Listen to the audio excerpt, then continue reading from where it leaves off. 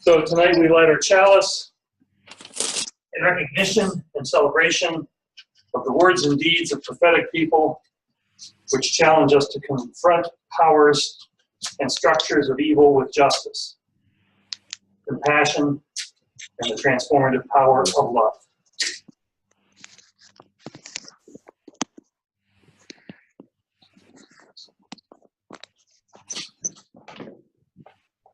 Now, I want to do just a quick review of the stuff from our first session, just so we're all on the same page.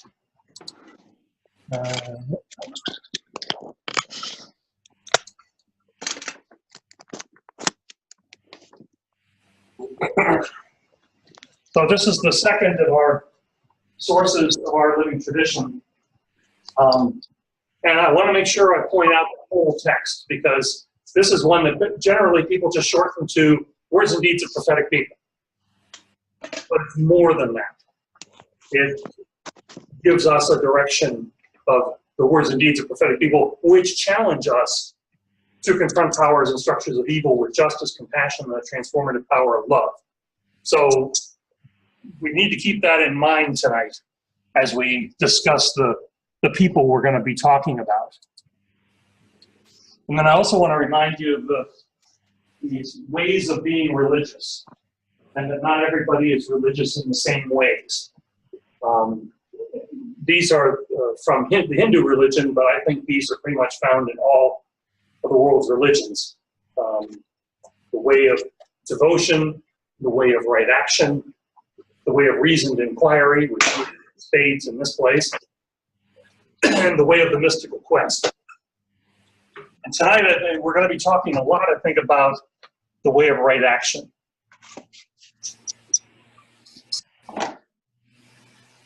So, here's your quiz. What do all these people have in common?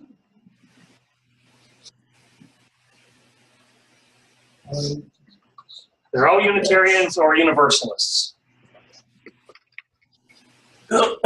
And if you ever want to get started on this, because this is kind of an obsession of our denomination to claim people that we've had in the past, you can always look at, there's a website, if you Google UU biographies, there's a website of the Dictionary of Unitarian and Universalist Biographies.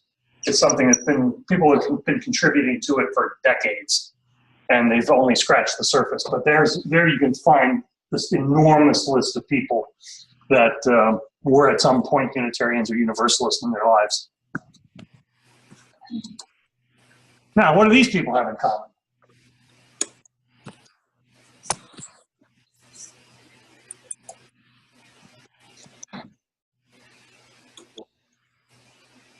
Well, Thomas Jefferson, we claim him. Right. We do claim him. And for the purposes of tonight, I'm going to say he is. Thomas Jefferson is always a debatable one. But he said in writing, even though he was a deist, he said, were there a Unitarian church anywhere near me, I would be a member. So that's always been our excuse to claim. These people are infamous Unitarians and Universalists. Of course. These are Unitarians and Universalists that we sometimes like to not claim for various reasons. And so we're going to talk about those reasons tonight and how relevant they are to us.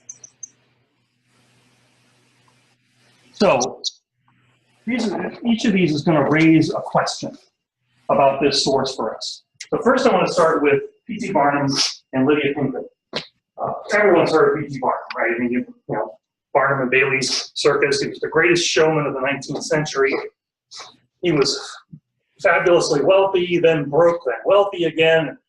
He created the first museum in America that was financially successful. Obviously created the circus that's still going today. He was a huge financial benefactor. Every church, every Universalist church he belonged to received his largesse in large amounts. He was very committed to Universalism.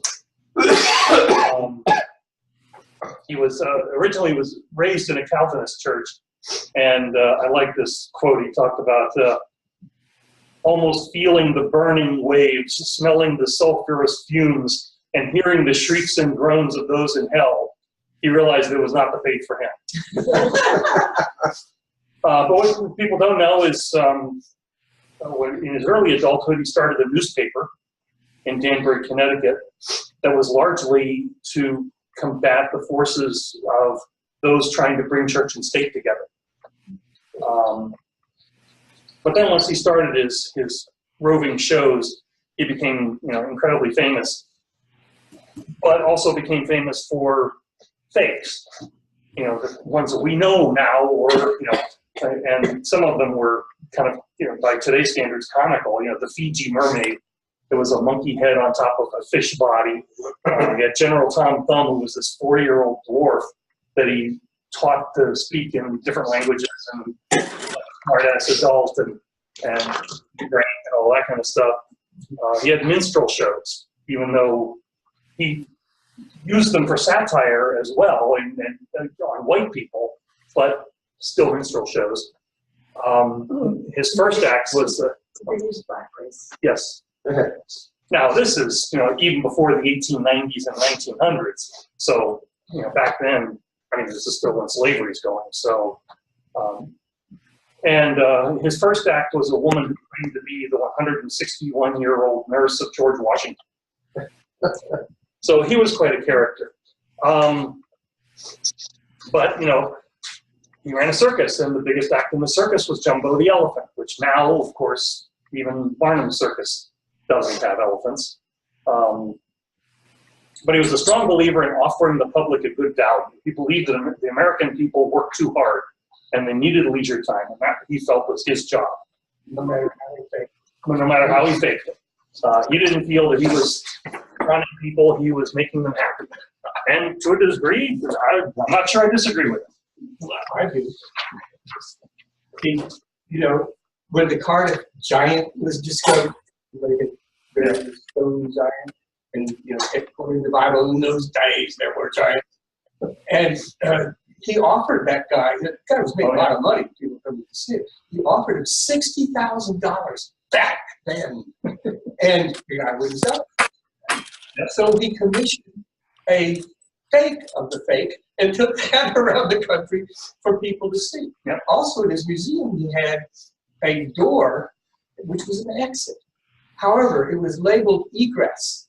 And there was a point in that, because he was hoping that people didn't know what egress meant. Let's go see the egress. And then as soon as that door closes, they can't get back. He was a little more underhanded than people we like. Now, Lydia Pinkham, she's one you might not know of.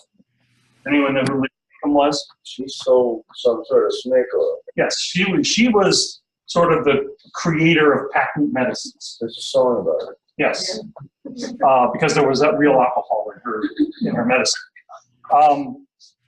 Now, Lydia Pinkham's an interesting story. Her family was strongly abolitionist. They were neighbors of Frederick Douglass. She was strong friends with William Lloyd Garrison and all these other big Unitarians of the time. She was a feminist. But in her time, the public's perception of the medical profession was low. And medical fees were too high for most people. So home remedies were very common. It was very common for women to cook up things in the kitchen. And somehow she got a hold of this vegetable compound, and I actually found this bottle. I'll show it to you guys here first. I found this bottle at a garage sale for $1. And I couldn't back it up. But and ironically, this stuff is still being made today and marketed under her name. It's like Pinkham's compound or Lydia's cure. And there's still people buying it today. True and false unicorn? Obviously, people critique her for, she was a master marketer way before advertising was even, begun to be perfected. And she was especially good at marketing to women, which no one was doing back then. And so in one sense, she was very good at bringing women's health issues to a public forum. But on the other hand, she also perpetuated ideas like hysteria and other, female complaints. And, like the compound was supposed to be able to make you give you more pep so you could be a better mother and wife, that sort of thing. So, on the one hand, she did some good, and there are modern day feminists that say she was a pioneer, and we respect what she did. But she also perpetuated the idea of women being weak. Yeah. So the question we have with these two people, shouldn't matter what we do for a living. Well, when I was in Midlands, Michigan, most of the congregation there, well, a lot of the congregation there worked for Dow Chemical or Dow Corning, which by most people's eyes is a rather questionable corporation in terms of morality. I mean, they created Agent Orange and, other kinds of wonderful things that have wreaked havoc across our planet. And so that was something that anyone in my church had to really think about. Am I doing the right thing working for this company? But yes, I have to feed my family. We had one guy there who became one of my biggest supporters because I backed him in this. He worked for the fracking industry. And he made no bones about it that he felt he was trying to make fracking safer and better. Because in reality, oil was running out whether we liked it or not. The alternative fuels were not going to be ready in time to replace oil. So we might as well use fracking now while we can, but make it better, make the water chemical mixture less toxic. Well, I have trouble doubting that or really questioning that. He felt he was doing the right thing. So what do we think when we look at any Unitarian Universalist? Do we look at a P.T. Barnum and go, well, he made his riches by lying to people, but he also made his riches by entertaining people in a way that no one had ever done before. Lydia Pinkham made generations of women feel better. Did her, and you look at the herbs in the bottle, I've never even heard of them. I mean, they're bizarre herbs. And there are people today still selling those kinds of, of remedies. Is what these people do a bad thing? When we judge ourselves relative to these sources, how do we reconcile what we do for a profession, to feed our families, versus our theoretical theology?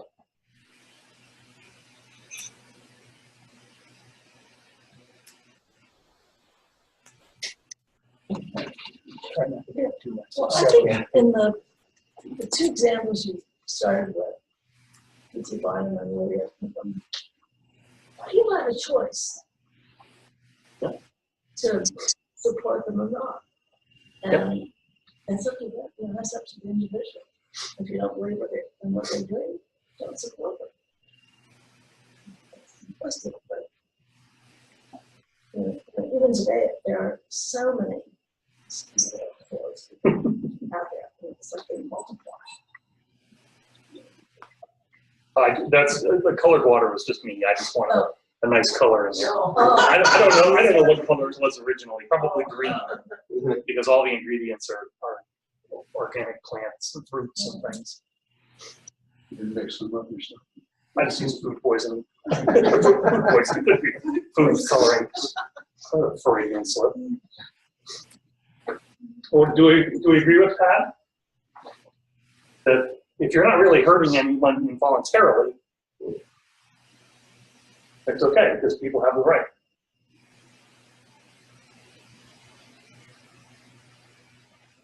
Well, I worked for an oil company at one time, and now you question folks that work for coal companies. Yeah. Yeah, I mean, in Kentucky, this is a big question, and this is a question that could turn a lot of people away from our doors. We go out there very publicly and say coal is evil, and we should just stop all coal production. We got to realize that's going to piss off a hell of a lot of this state. It's not even going to happen. So if you are looking for a job and you find one in the coal industry, if you don't take it, somebody else is, because there is a market for the coal that somebody's producing. Okay. So John's putting forth a bad idea. An interesting proposition here. It's the more I think about it. So, is it enough for us to simply not partake in those industries that we find objectionable by finding other work to do? Or do you want to do what my former congregant Joseph did? Go ahead and take the job, but try to improve things from within? Or are we really challenged to fight this power structure that still uses fossil fuels? It's not enough to just not partake in it. It's not enough to not take the job in it. We've got to try to stop it.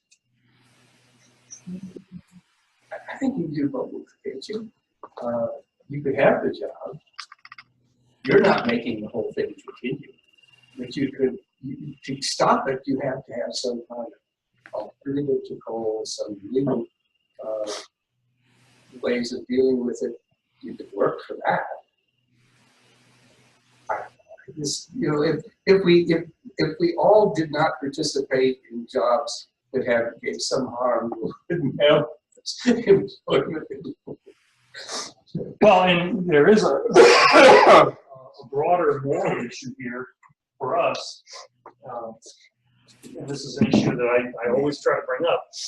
Unitarian Universalists are one of the richest denominations. Our individuals tend to be wealthier financially than any other denomination except for the Jewish faith. If we were filled with people who worked at Walmart, would we be so loud at denouncing Walmart? And my beef with Walmart has always been, well, does Myers do exactly the same thing, but we go after Walmart because it's bigger? There are employers out there that do good things by their employees, but not a hell of a lot. There's not a lot of really good examples out there. There's some. So are we being classist when we go after employers that employ a heck of a lot of people because we don't like their practices? And we need to think that a lot of us in our stock portfolios have all kinds of energy stocks that they don't even know we have. And also, all of us consume energy every single day. So I find it, I don't like big oil either, but we all do not. So I don't see why anyone would feel guilty about working. Back to Walmart. Yeah, back to Walmart, where I don't think you're being classist to attack Walmart, because people who work there at various times live totally exploited.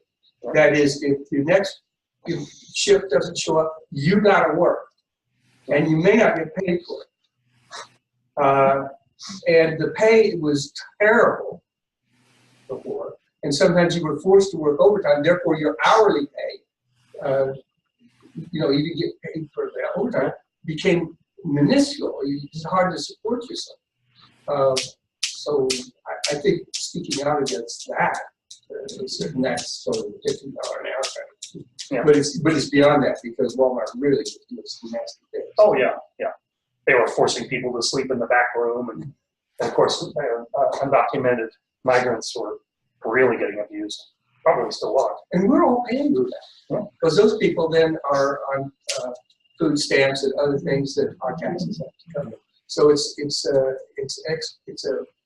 a theft from the government, and therefore the people, the way they live. And it's a challenge because, the point you raise then throws it back to us. So how do we fight this power structure? If we say boycott Walmart, and it works somehow miraculously, and your local Walmart goes under, well, all those jobs go away, and maybe something comes in to replace it in a year. There used to be. There used to be something to replace it. Walmart would go into a small town and wipe out all the private businesses. Bringing up to do. That wipes out all the local businesses. Yep. Then they would move just outside the limits of the legal jurisdiction of that town, and they've made their market now. There's nobody left. Yep. So no matter what you do to them, they deserve it. So in that respect, the challenge, the power structure that needs to be challenged here may not necessarily be the company that's simply taking advantage of the rules. It may be the rules themselves, and we need to go after the political approach of change the favoritism. Now, on the other hand, Yeah. and this is my other hand, and I did study economics, but that vein or tendon was pulling this finger in, and I went to a doctor, and he said, well, we can work on it surgically, but first, why don't you rub vitamin E stuff on it as often as you think of it? The only place I could get Gold Bond cream with E in it was Walmart. And that's still true. So it's a messy issue when you start looking at, especially when you look at historical figures and looking at what they were doing at the time. You know, there was very little competition for Barnum. I mean, not on the scale he was doing. Lydia Pinkham invented her niche. So, you know, she kind of defined the way it was.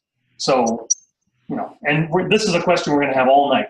Is it fair to assess these historical figures with modern knowledge and with modern morality, whatever that is? So I was going to say, you got to look at it in a historical perspective. Right. And sometimes the answer may be, we still think you're a horrible person and we're not going to forgive you. Yeah, there goes Barnum with that.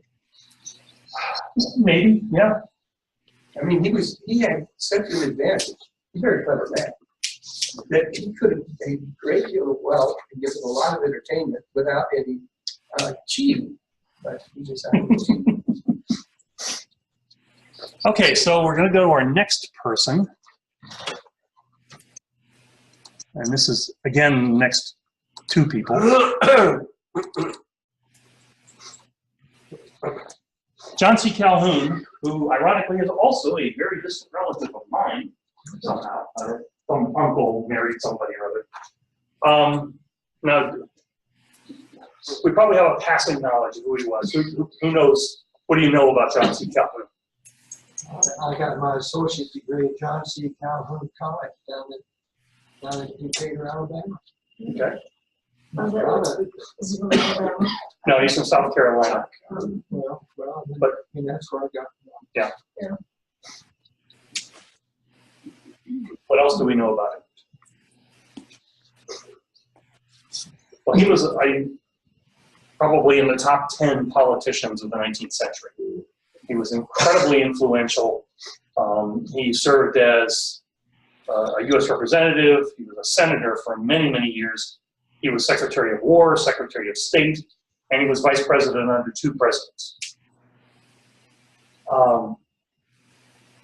Sort of, you know, when you look at all those movies that always have the Southern, you know, senator that's always the y'all type, whatever. I kind of think of John C. Calhoun. You know, he was just the ultimate protector of states' rights, and you know what he created, or the concept that he created was the concept of nullification, where if the federal government passed a law, but any of the states felt that that law was unjust, the state could ignore the law,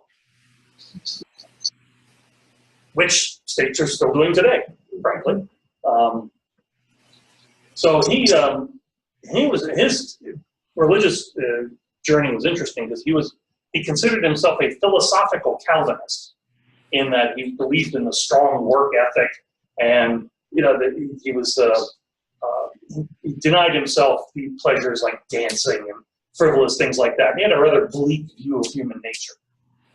But he was also attracted to the philosophical and the rational orientation of Unitarians.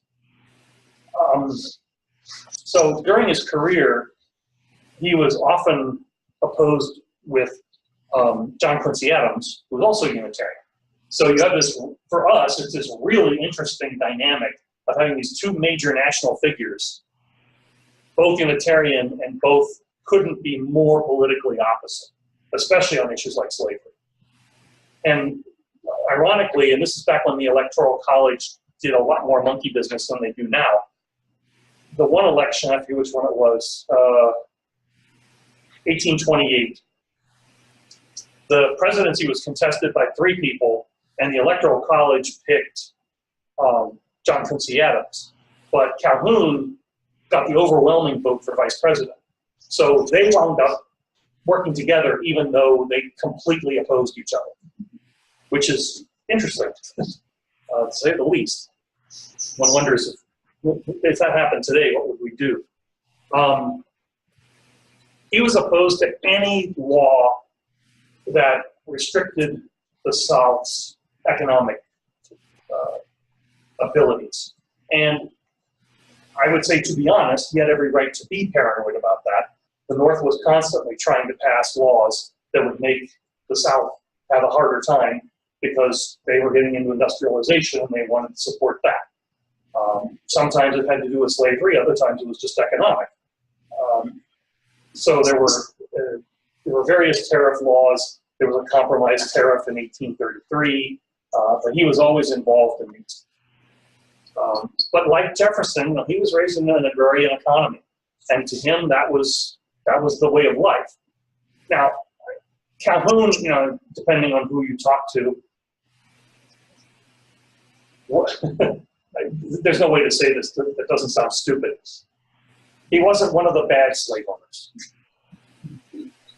In his point of view, and I can understand it, was if you very suddenly just stop slavery, society will fall apart because you'll have a million of people that don't know what they're doing and it'll be chaos.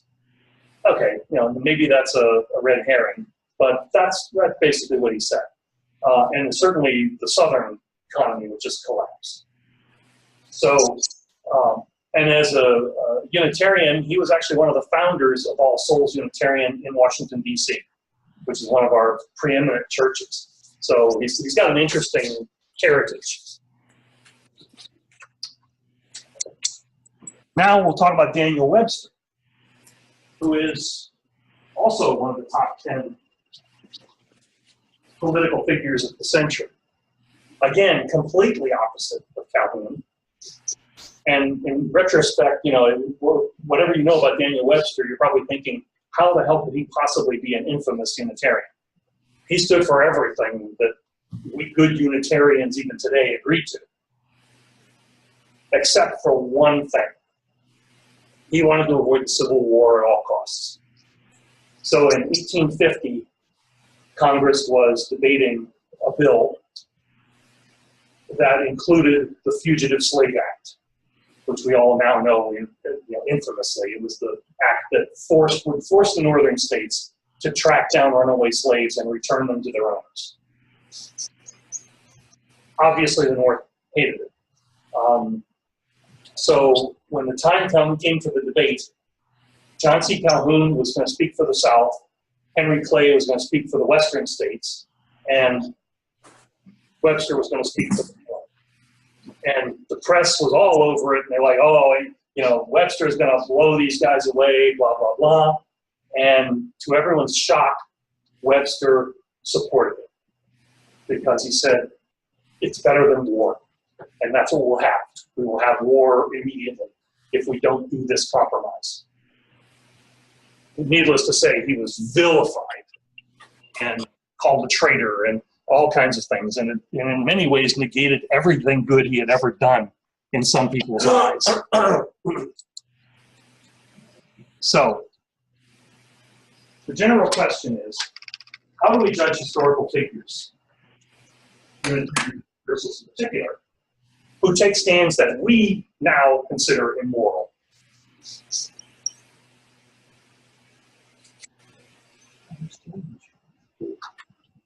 Times change? Again, you got, I think,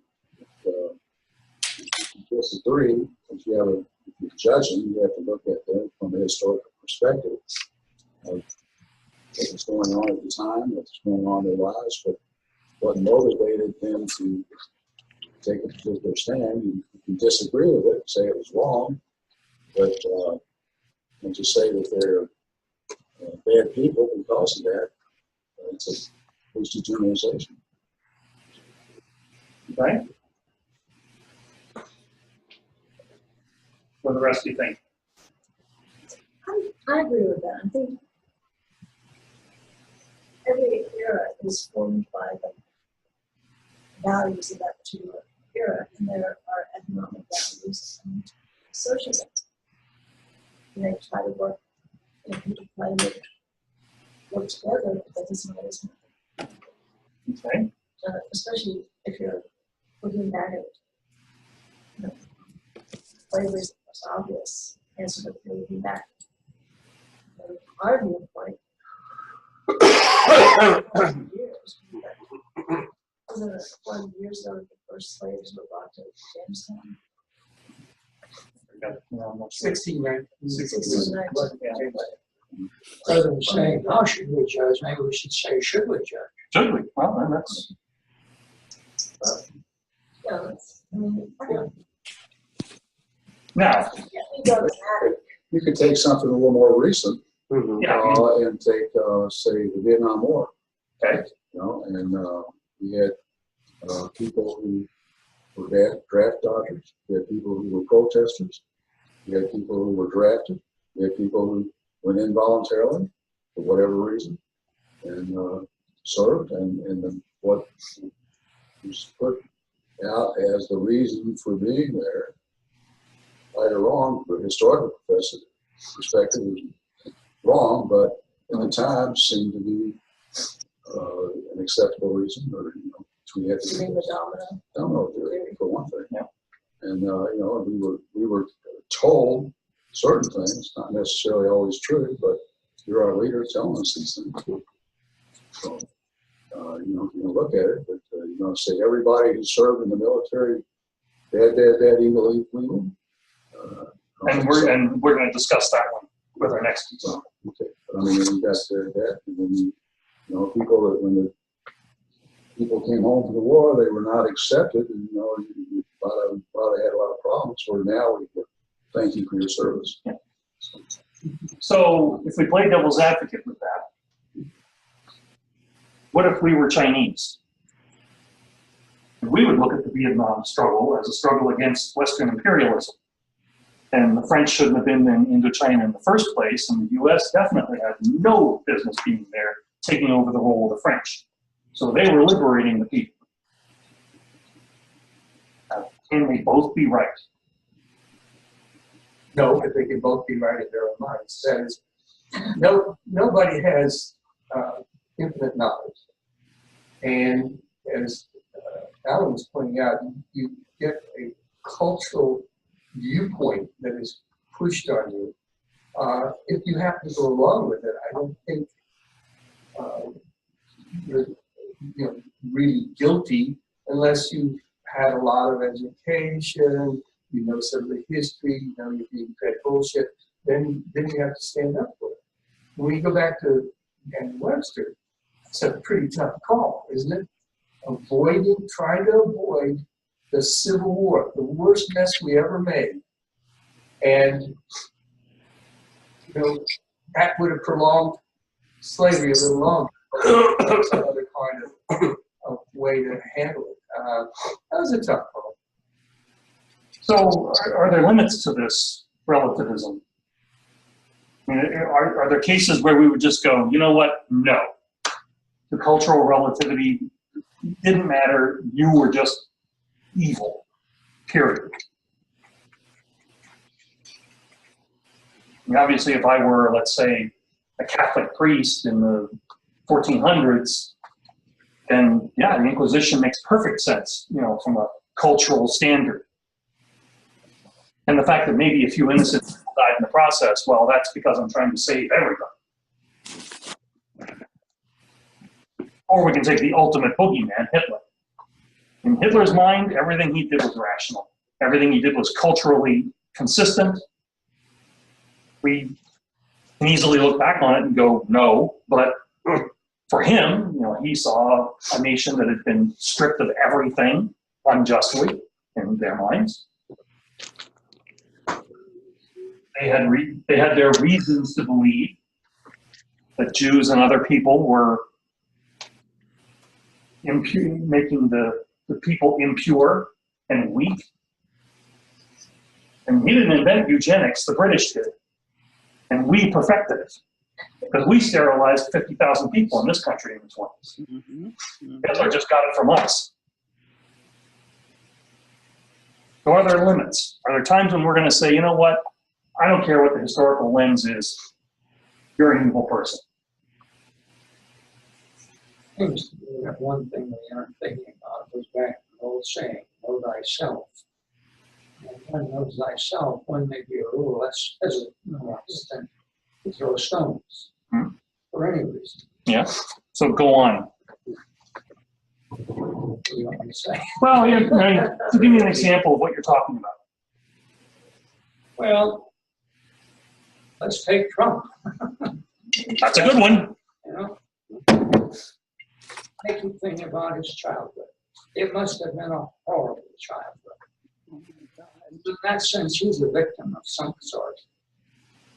And I don't forgive him for all the lying and so on. But I'm trying to understand him. Mm-hmm. And I'm having a lot of trouble doing that. He makes it hard.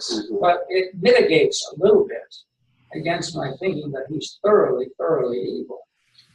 But I know he's a victim of a childhood. It must be. Nobody can be like that without something pretty bad happening. Had nothing to do with money. Had to do with relationships he had.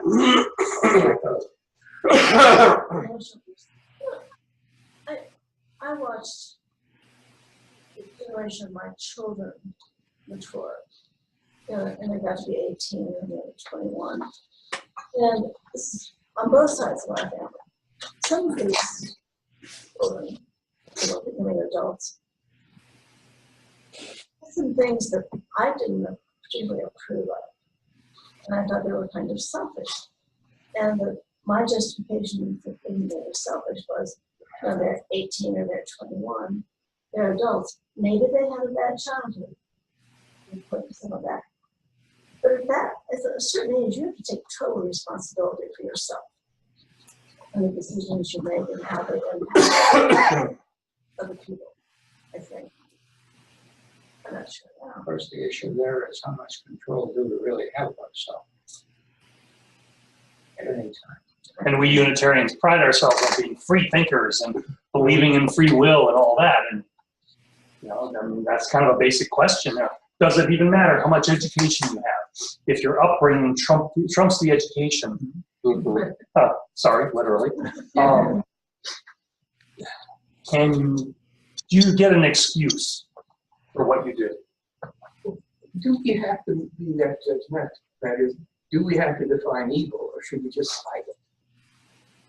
Isn't there kind of a difference there?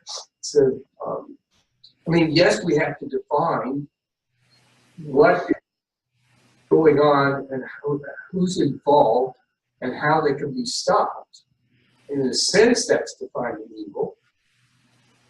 But at any one time, there are a lot of problems we have to face. And we would be wasting our time to figure out who all is evil. Let's figure out how we can change things. And I know that can involve the judgment. I mean, Operation Valkyrie in Germany tried to kill Hitler after it was clear that he killed him. That would be a way to stop this carnage that was going on. Then Hitler's got to go. Yes, that we define him as evil. And then the classic time travel story is, okay, it's 1942, you've got a gun, you travel back in time, and you're in the room with Hitler alone, you got 5 minutes. You kill him or not? Well, if you kill him, maybe Martin Bormann takes over, and he's probably worse, or even Goebbels would be even worse. Maybe you just make the situation infinitely more terrible. Yeah, unfortunately, we don't have time travel. Unfortunately, we have to make that decision about the people we know or have some knowledge about. And sometimes you just got to make that decision that they do got to. Most of the time, you don't have to. There are other ways to approach things than trying to declare war on everything. It's really part of our culture. War on friends. Look at the example Bob brought up with Trump, who's, we all think he's a mess. Other people think he's wonderful. But when he does these believing in illogical things, really, as more and more comes out from Andrew McCabe's book. We would like to think that the Gang of Eight were responsible leaders. So why didn't they speak out? And why didn't Mitch McConnell listen to President Obama at the time that there was the intelligence community knew that there was interference with our election, and McConnell didn't want to do anything about it. Probably he's running again. Pardon? Probably he's going to run again, so he can't mess up with his base. Well, but, I mean, all of these people took an oath to protect the Constitution. Yeah, that's No, no. Okay, so John, at risk of my own peril, I'm going to challenge you on something. So you seem to have a very low opinion of P.T. Barnum because he was willing to lie and deceive people. that wasn't nice. That's I'll leave it at that. Yeah. You know, I don't have to judge. Now, is Trump any different? Trump considers himself the greatest showman of this century. And to him, the rules don't matter as long as he keeps his base happy. Are they really any different? But when he creates chaos, he has to be held. I mean, these people need to be held accountable some way. Trump's Barnum wasn't hurt anybody. Yeah, Trump's mentally ill. That's part of the problem. He's what? He's mentally ill. Or is he just a victim of his upbringing? No, he's mentally ill. No, He may be a victim of his upbringing as well. They're not exclusive. Yeah, No, it's true. the bottom line with Trump is he's an entertainer and he's a con man. And he has absolutely no intellectual curiosity. probably a sociopath. I mean, probably has very little empathy for others. And that would kind of, that brings us back to, because That's what mental brain. I want to make sure we always keep touching base with the source. Come on. Come on. Do what we're doing here.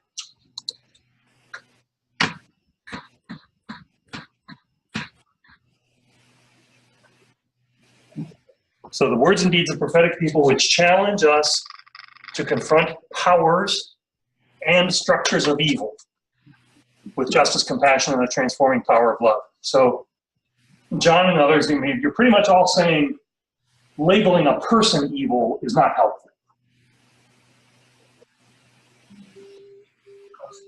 Most of the time. Right? We're willing to concede there might be some exceptions. And I think the sociopath argument would be one.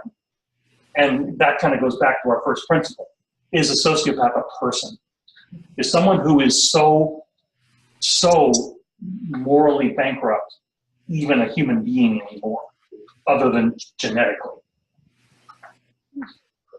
Good, yeah, and I know what I think.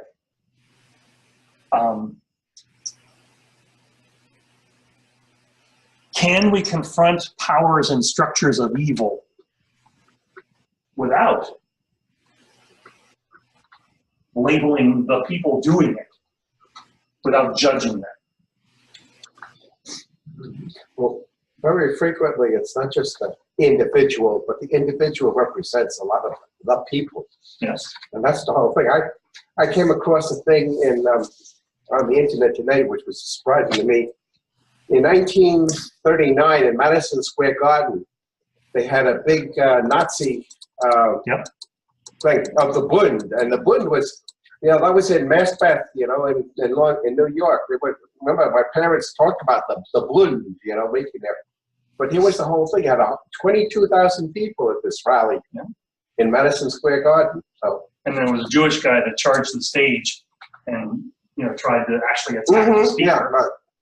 And that brings to mind now, I did a study on this years ago. Being a pacifist, I've been curious about the pacifist movement within our denomination. We are not a peace church, so we don't profess pacifism necessarily. But we have had ministers who did. Now, in the late 30s, and I'm not going to remember his name, he was a minister in St. Louis, Kansas City. And he got really hyped up about the Bund and other organizations that were supporting the Nazis in America. And he basically just put together this white paper of 800 organizations. And he published it and just branded all of these organizations. I mean, how he didn't get killed, I don't know. But I think at this point he was in New York and he had started his own organization to basically out all these pro-Nazis. That's definitely one way to challenge the powers and structures of evil.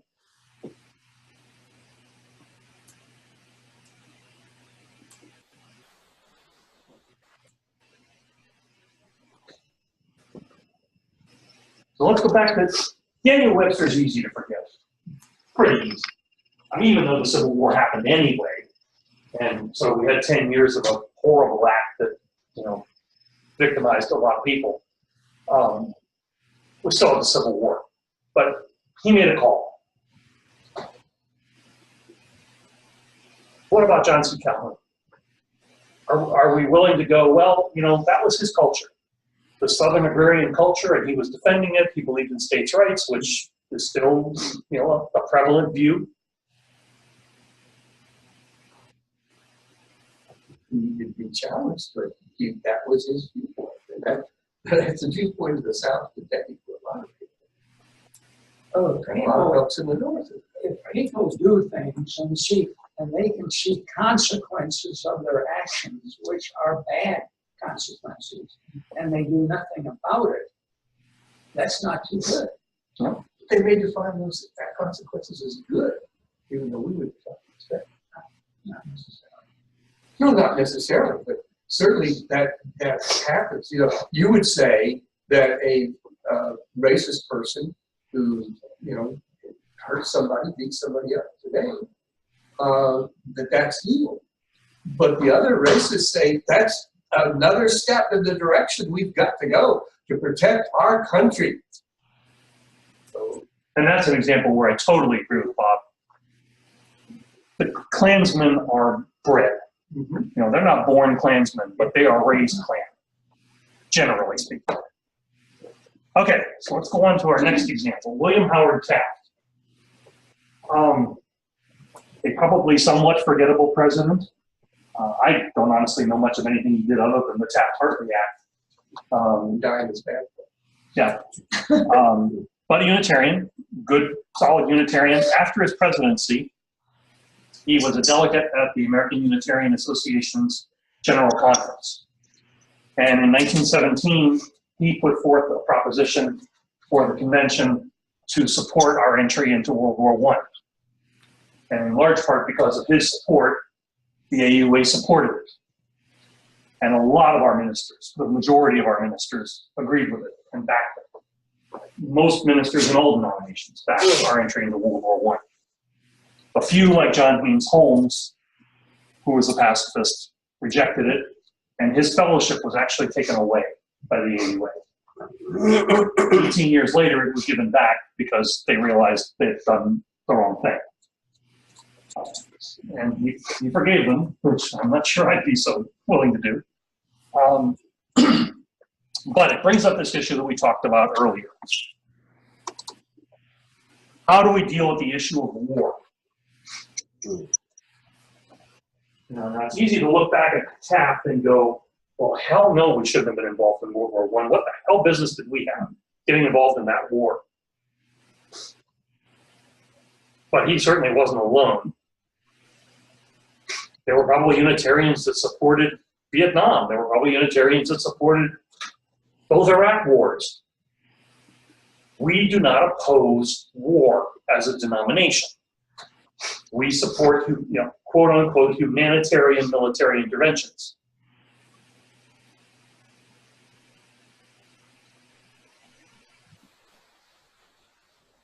So what does that mean for us when we are called to challenge the power and structures of evil? Especially since we know war is probably the greatest force of evil that there is. Unless that war is protecting some people or something like these individuals. And oftentimes those are just to protect corporations. But I mean, if it's real, you want to see more people overrun, people murdered and raped and mutilated, or can you just bring an end to it? I think we have some African examples now where obviously it's, if you can bring it to an end and it takes military action to do it, probably want to do it. But these are all judgment calls. Well, in 2009, I was serving as doing my internship at Shelter Rock. And I'm trying to remember the guy's name. That's why I'm looking it up. There's a Unitarian who's a very famous speaker on issues like this.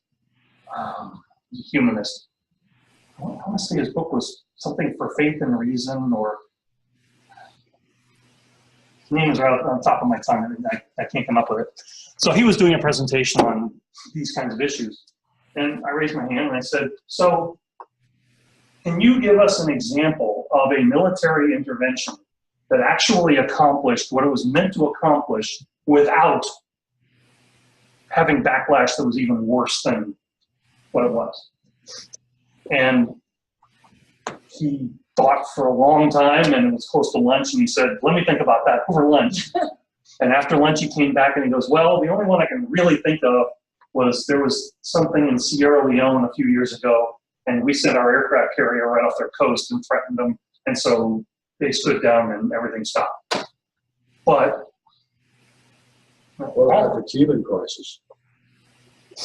That was a situation where we were trying to prevent Russians coming over and getting a foothold here, and the military threat that Kennedy put forth stopped it, and it was not, from our perspective, it didn't. okay, what about that example? It was eventually settled by a treaty. What? A treaty. I understand, but initially it was a initially, combated, you know, potential situation. Which started. If you keep on coming, but the eventual solution wasn't military. Well, it wasn't military. The question was what has prevented missile storm. You talked about the Cuban, the Cuban thing? Cuban crisis. Yeah. I think we hit lucky there because it was one Russian who disobeyed orders to fire the rockets. That was, we kind of got lucky. And I think I can think of to see both sides of that particular one. But now here I think is one where we always have to remind ourselves to look at these things in context. You know, we look at Cuba in the 50s and before, when we were just raping and pillaging to our heart's delight down there financially. The mafia is down there up to their eyebrows and everything, and then along comes Castro and Che, kicks them all out. Now, did Castro do a good job? No, of course he didn't. Then we come along with the Bay of Pigs disaster, invading a sovereign territory, and then they call on their ally for support. So their ally sends them military support. The fact that that threatens us, does that give us the right to intervene? I don't know. I mean, obviously, as an American, I would say yes. You know. Only when you got to the missiles, but the whole Bay of Pigs thing was stupid. To try that, to say this guy has taken over the country, we're going to save the country from, or he's going to install communism here and then it will creep on it. All of that is very ignorant information about how societies function. Yep. And so it wasn't necessary at all to do that. And also a lot of the push was from big players who owned a lot into the who wanted it back. corporations who wanted it back. Yeah, exactly.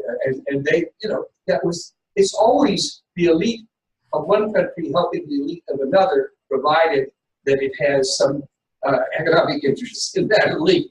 And that's the story of Central and South America for the United States. We go in and protect democracy there, when in fact we're protecting corporate interests and the existing elite. That played out in the Middle East too. Yeah. Same with these. Same thing. Mm-hmm. Excepting for perhaps Trump's base. I think most Americans still hold Obama in great esteem. And I think the reason they do is because he is perceived as someone who always tried to walk the high ground. He tried to reflect deeply on matters and only take action after he had given every thought, consulted with other people, and tried to do what he thought was the right thing. Even though sometimes he's screwed up. Yeah. And there are limits even to the presidency. I mean, could he have handled Saudi Arabia better? Absolutely. But that's true for all of us if we reflect on things and try to walk the high ground. Right. And I think most of the time, try not to let our small voices take over. Yeah. There are more important voices take over.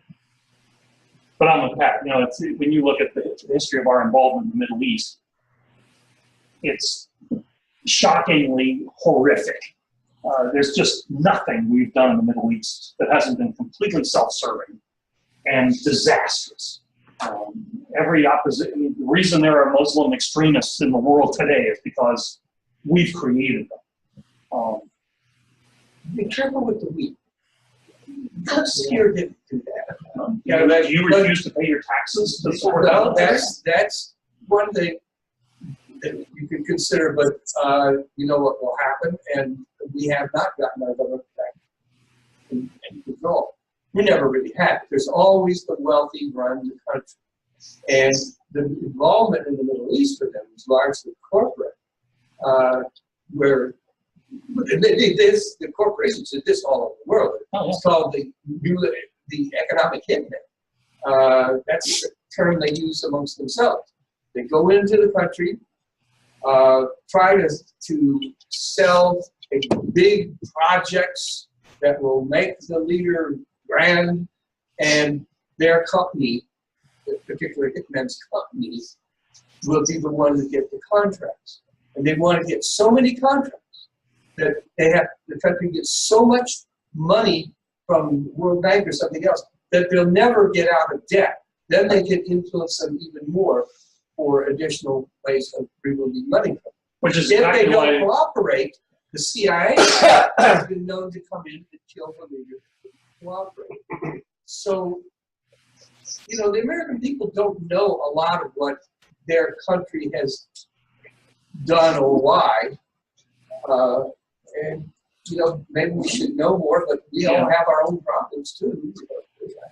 I think the Koch brothers are an example of an interesting couple of guys. Yeah. We talk about them as being really bad guys because of their political leanings. But we don't think about all the wonderful things they've done in science, culture. They have invested millions and millions of dollars to advance some very worthwhile activities. I've got to take a little exception. Compare them to Bill Gates. He's doing a hell of a lot of that. They do some of that for, at least David does some for PBS and that sort of thing to get some, I don't know if he just wants recognition or he's really good at heart. But these, David and Charles are not very nice people. They turned against their brothers, Frederick and William, and those two do not like them. They have tried to take over our country through a way that nobody ever dreamed of before. All these institutes to put out news and organize people. Yeah, talk about There's nothing in the Constitution about That's the that. fake news. Well, there's some fake news there, and fake presentations about, the Jews are doing this, the Jews are doing that. Charles has kept up with what's the far right organization back in the 80s? 70s, 80s. John Birch. John Birch Society. His father was a founding member. Charles has kept it going. Okay. Under another name. I don't know. That's but there's a malevolence there, and lack of concern for other people, and the idea that their 40-some billion each is not enough. I need another billion and another billion after that. And it comes out of the general economy. So you leave more and more people in really bad situations. So it's nice that they can give some money for a hospital or something sometimes, and that's the way they probably assuage their conscience. But I don't think that's quite the same as Bill Gates, who's just constantly working on to solve this problem, solve that problem. Can I go back to the, I'm sorry. Well, I just wanted to say that the cooks are another things, I'm sorry, Cokes, yes. Well, are another example of people, grown-ups that have had horrible childhoods. And how much did that influence them? Well, not influence them. Maybe they just would have been this way anyway. But William and Frederick didn't turn out to be.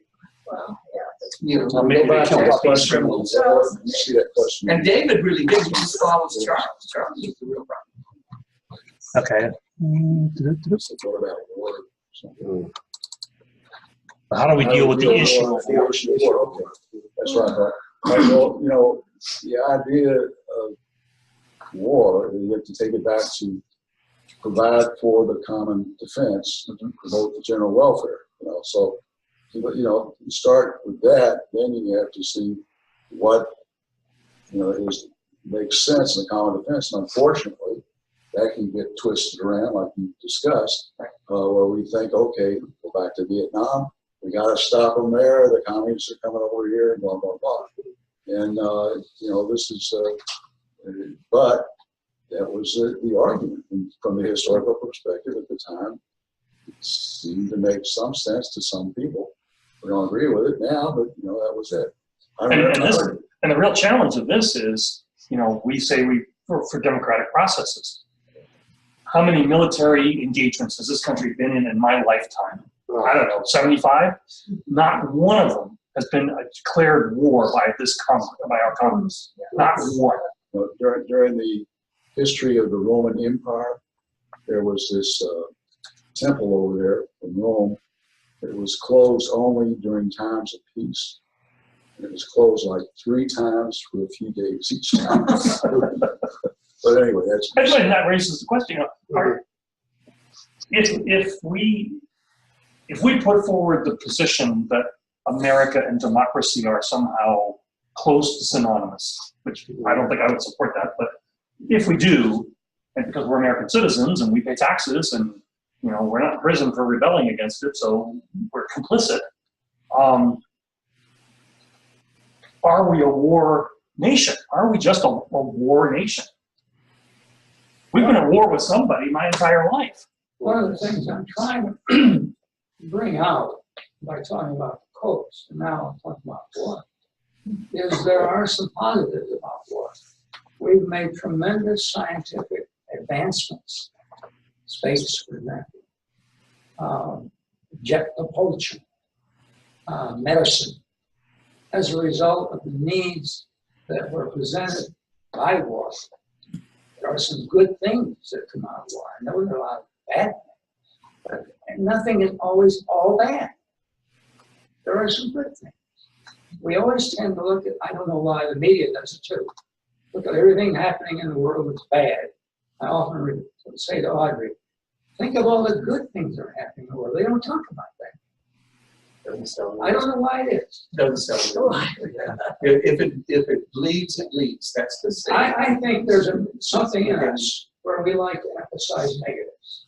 I don't know what it is. I have no idea. But we are negative. Well, let's look at other nations. I'm not a world traveler, but I'm sure some of you have been to, I don't know, the Netherlands or Denmark or,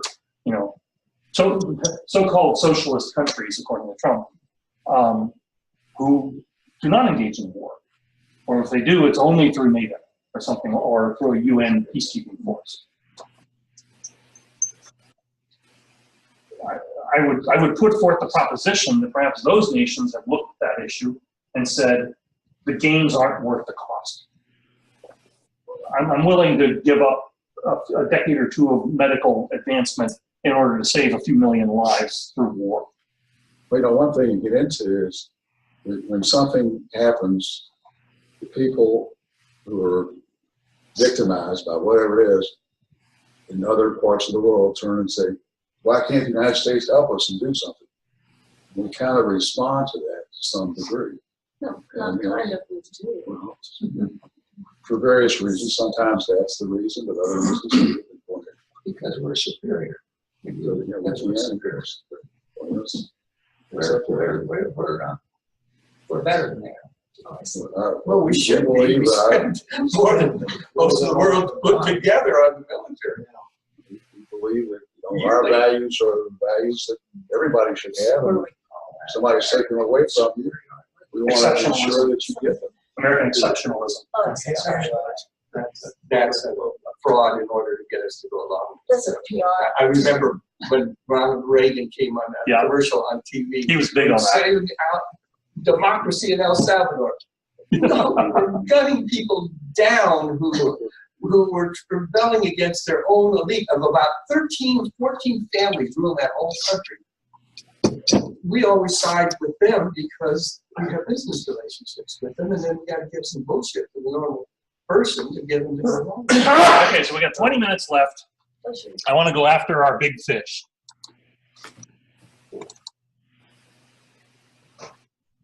We apply modern world standards to historical figures. Are we throwing the baby out with the bathwater? And our primary example is our namesake. What? I'm sorry. Thomas Jefferson, our namesake. Yeah. We are one of 3 churches left that use his name Oh, really? in our denomination. There's one in Virginia, there's one in Colorado, and us. Now, we're obviously in Jefferson County, so there's kind of an argument there that it's a non-issue. But for us, it really isn't a non-issue. Now, I've been told that the church has discussed this in the past, but not seriously.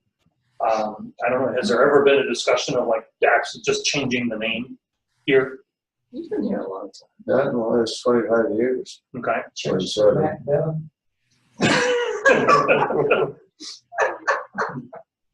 And so I would put forth, not that I'm going to try to tackle this sacred cow, because I want to work for the living, but I would put it forth to you guys that this is something you probably should think about at some point.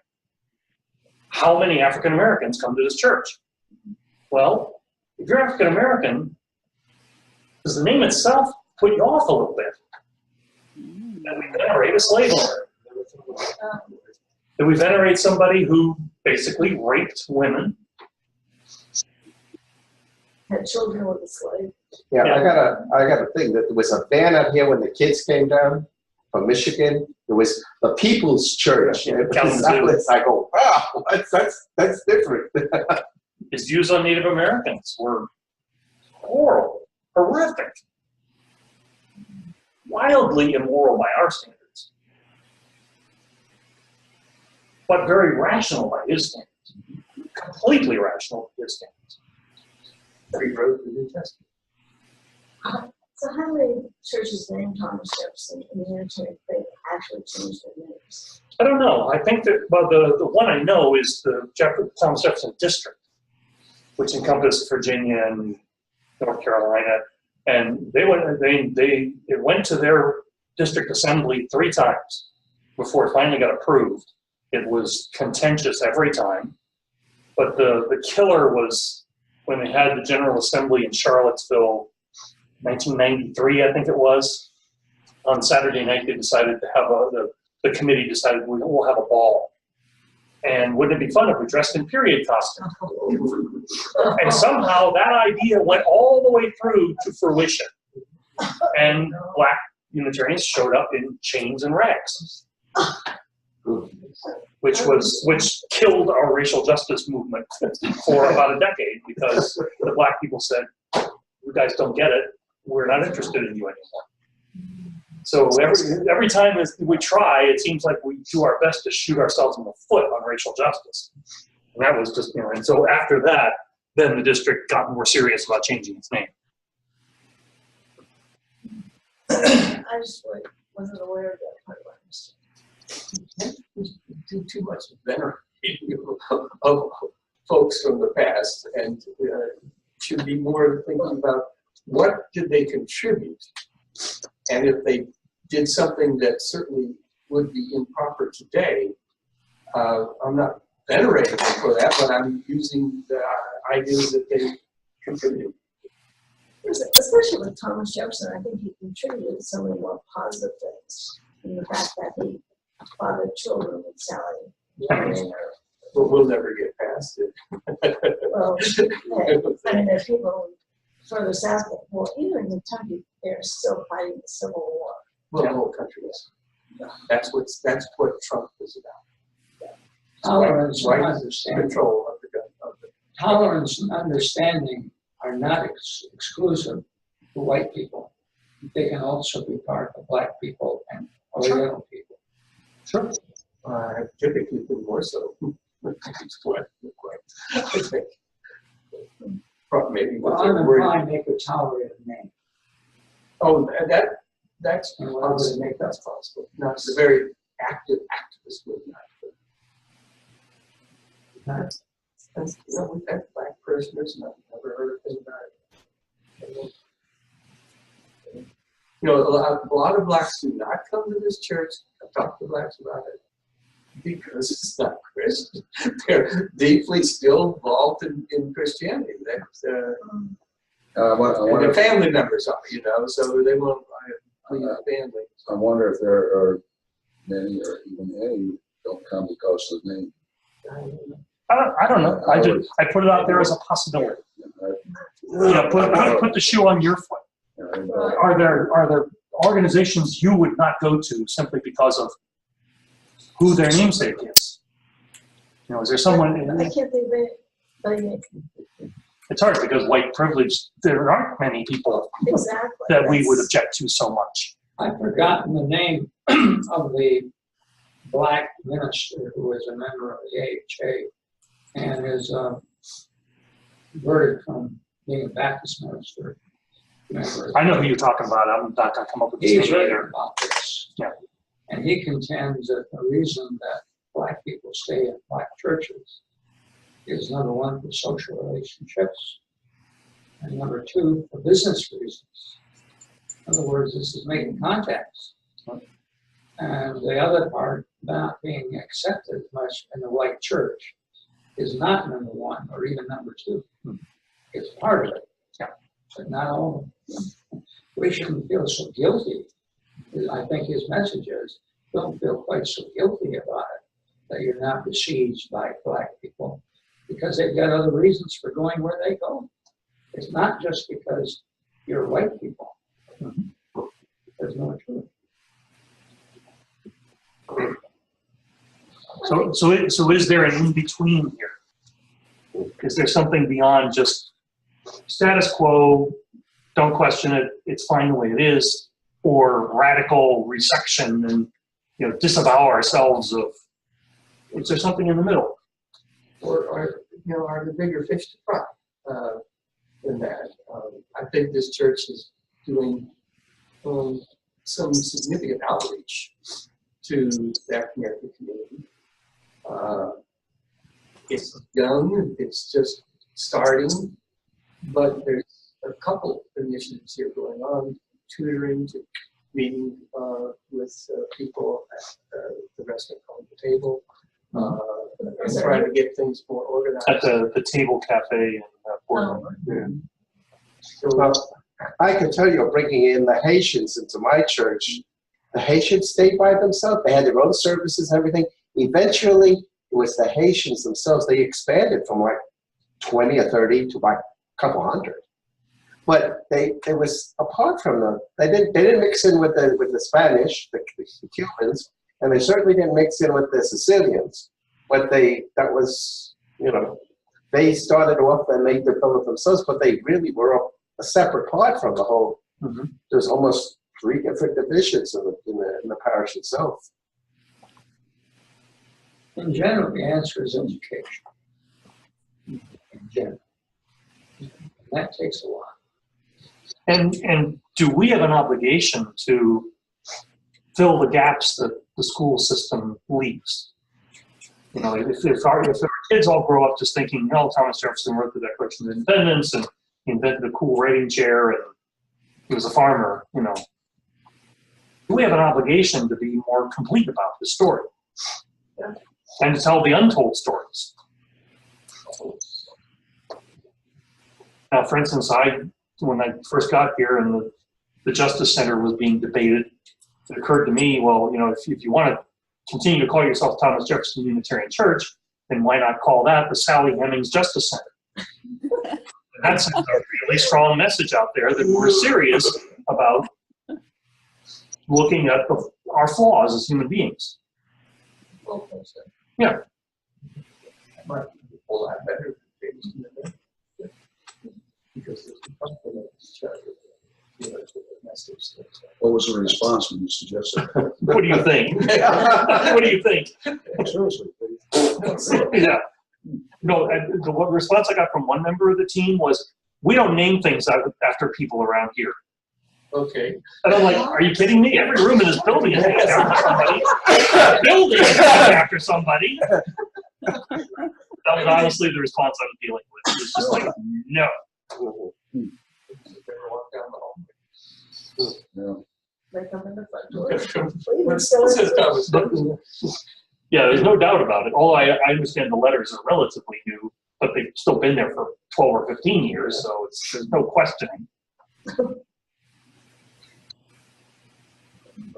I don't think that's good. Human nature. Yeah. I do too. I kind of agree with you. Well, I think, well, my impression was when the people that really got involved in starting the Justice Centers, that they really wanted to make it more international justice. Mm-hmm. I don't know if that's true or not. They want a hand in it, you know. I mean, I think I don't want to speak for them because I've done that and I've gotten in trouble. Green Sanctuary and the International and Social Justice Committee all want an equal say, which I think is, well, I don't agree with that because it's not equal.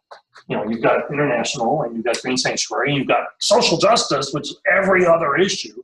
But I have been resoundingly rejected on that, so I'm not fighting that battle anymore. I just pointed out so that if you guys want to pick up that particular spear and charge, go for it. I'll support you from behind. In what sense are they going equal? And that's a good question. I contend it's impossible. Well, look at the funding. Well, all three get very little. Well, I mean, all three get very little operating funds from this church. Now, I've argued, and again was put down for it, that KEEP has this enormous budget, and as a proportion of the church's budget, it is gigantic relative to any church I've ever seen. It probably even challenges Catholic charities as a, you know, it's a third of our budget. And I've been told that it doesn't draw away any support from the church. Well, I contend that's impossible.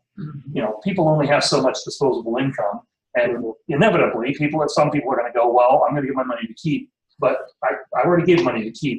I'm not going to give this money to the church. The other argument I have heard is that a good 25% of the kids are supported by children who don't even belong to this church. Right. Yeah. Now, I think the KEEP program is a fantastic program. I support all, I mean, like Catholic charities in particular. I say, if you want to diss the Catholics, time out. You know, when you do as much good as they're doing, and we may object to the message that comes with it, but when you're feeding as many people as they're feeding and housing as many people, then you can argue with it. But until then, you've got no right to diss the Catholics. Now, other religions, I think we can go after for that. So I think the KEEP program has been fantastic, but I want them to start thinking now. I mean, we know there's a deadline when KEEP is going to be done. We need to start creating the next one now and not wait 5 years and then go, oh, now what do we do? with all this lost momentum. Stop means outgrown itself. Yeah. It's terminated. There's no kids in the elementary school level and whether it's secondary and beyond. Now, I think the good thing that the Justice Coordinating Center has done, we're getting off topic, but I'll finish this thought. They're going to put forth 3 proposals to the congregation, let the congregation pick which one they want to pursue. One's going to be immigration justice, I know. I think another one's going to be the democracy thing that I proposed to them. And I don't know what change. Climate change is the third one. And I think that's going to be like the congregational focus for the next year. We'll still do other things. You know, the only thing that's lacking are warm bodies to do it. Oh, true.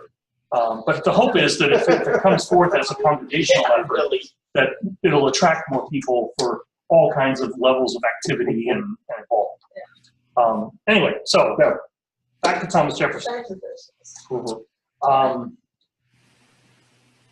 And you know, and so if I could harp you, you were talking a little bit about the Constitution briefly, and Jefferson and Madison's role in the construction of the Constitution was strong, but I mean the Declaration of Independence. Not the Declaration of Independence. Well, I'm seeing it differently because it's the Constitution that enshrines slavery.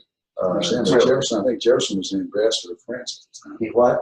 I think he was an ambassador of France. I don't think he participated in the Constitutional Convention. But you're right. He's gone. But the point, and you're getting the details better than I am now. Thank you. But I have not heard the denomination making statements that they are in favor of the American Constitution,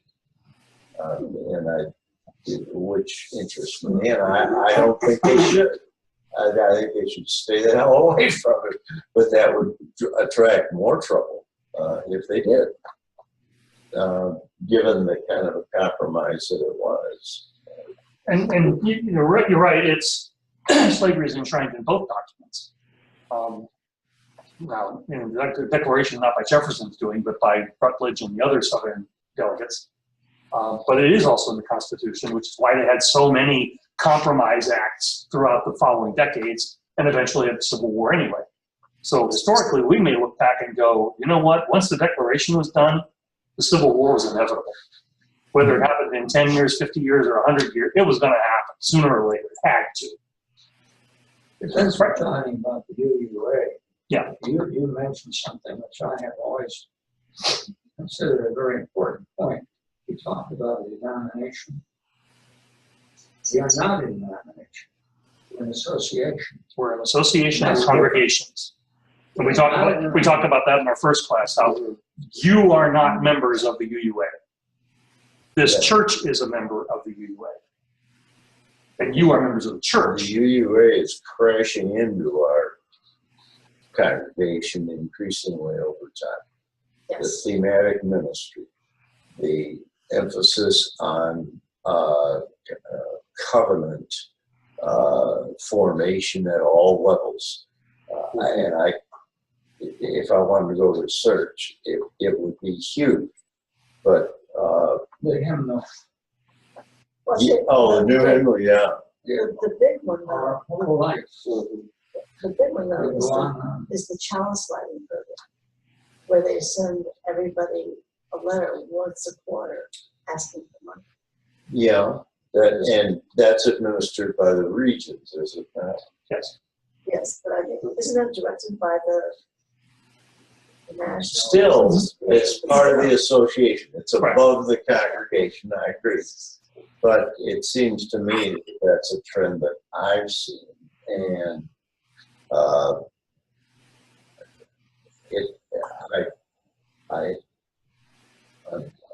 find it important. Well, and so let me piggyback on that as we get ready to close and bring it back to the topic tonight.